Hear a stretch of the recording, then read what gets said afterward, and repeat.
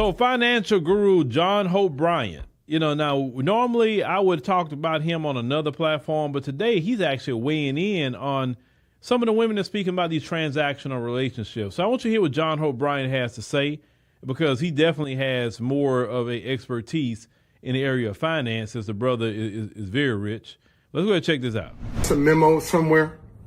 The memo go around to a generation saying, be as crude and rude and transactional as you possibly can be. Be as unattractive and unalluring and uninteresting as you possibly can be, because that's what's going on here. Why is a relationship become a transaction? I'm tired of all these videos of people, and I'm not picking on women, but most of the videos I see, unfortunately, I don't know, is in my algorithms or something, are women saying a man needs to make a certain amount of money. Why would he do this? And why would he pick you? If he didn't make that, why would he pick you? There's only 8-9% of all African Americans who make $100,000 a year. So we're talking about a microcosm of men who have enormous choices.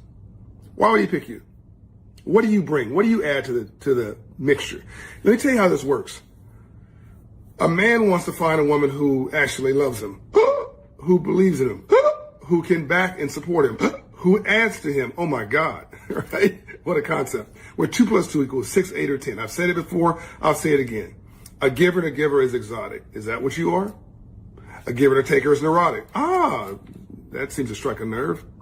And a taker and a taker is psychotic. That's just a relationship's going to implode. Now, just on the screen alone, a 42-year-old woman that has one child, but demanding a man makes $250,000 a year to be with her. Listen, here's the thing. You want to get with a man before he gets $250,000 a year, not at that level. And if you're going to get him, if he's going to be with you at $250,000 a year, he probably won't choose you. I'm talking about the ones like that woman. And the reason why has nothing to do with your looks. But the fact is, he has way more options. He has options who's childless. He has so many options now. So why would he go and be a stepdaddy and get a ready-made family? Why would he go do that? Especially if he do not have children. Another thing, you making all these demands about how much money he makes. Okay, let's say he make that kind of money, but he may beat women, or he made that kind of money, but he always cheating. He can't stay faithful to save his life, but he makes the money though. He may not just be even a good person, but he makes the money. So it's way more to a man than how much money he making. He can make all that money, but then he could be like Epstein. You ever thought about that? It's not about always how much money a man is making. Like, is he making money, but is he a good person? Is he faithful? Does he have good moral character? I mean, that means something still. Not about how much. Listen, all this, he need to make some money. And you look at, okay, let's look at the person. My aunt used to say this: consider the source who's saying this to you. If a woman's telling you need to make $250,000, then you need to take a page out of their playbook. Okay, you make that amount of money a year?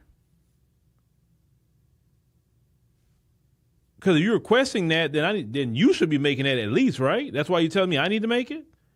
And I would say 98% of the time they don't make that money. They don't make it. You're barely making $35,000, but for a man to be with you, he has to make $250,000 plus, but you're only making $35,000 working at Dollar General? Like, what do you got going on? And my thing is, yes, like John Hope Bryant said, yes, as men, we want a woman to love us. Yes, we do. I'm sorry. Like, a man could get intimacy from a woman from anywhere. He can go pay for that. But when a man's getting with a woman, he wants somebody that loves him, that's going to make him feel great as a man, like gonna be there, be his friend, be his confidant, be everything that he wants in a woman. When a man is looking at a woman, yes, okay, first it starts off as physical and visual, yes. But that'd be like equivalent of a man say, well, in order for me to get in a relationship with a woman, she has to have this body type. And if she don't have this body type, I'm not getting married to her. Or I'm not getting no relationship unless she have this specific body type. And let's say it's a surgical body, completely surgical. Well, every woman not walking around with a surgical body. And most people will be like, Why you want all that? Just because she don't have all that doesn't mean she's not a good person. So you're gonna dismiss a good woman just because she don't have this surgical, enhanced body or whatever? That's how ridiculous it sounds about the money aspect. It's ridiculous. Now, a woman can have whatever requirements she want to have. She want a man to make $250,000. Well, especially in that situation that woman's in. Good luck. Good luck with that one. That man got way too many options to be sitting up here and no. Because let me tell you this much. If you were so fly, you had it already. You'll have it. You wouldn't have to go on the internet talking about it. And I'm going to tell you something else. If you want a man that make that much money, you probably need not to be talking so much on the internet. Because a lot of men in those positions don't want a digital trail that their people that they work with can go look for with you.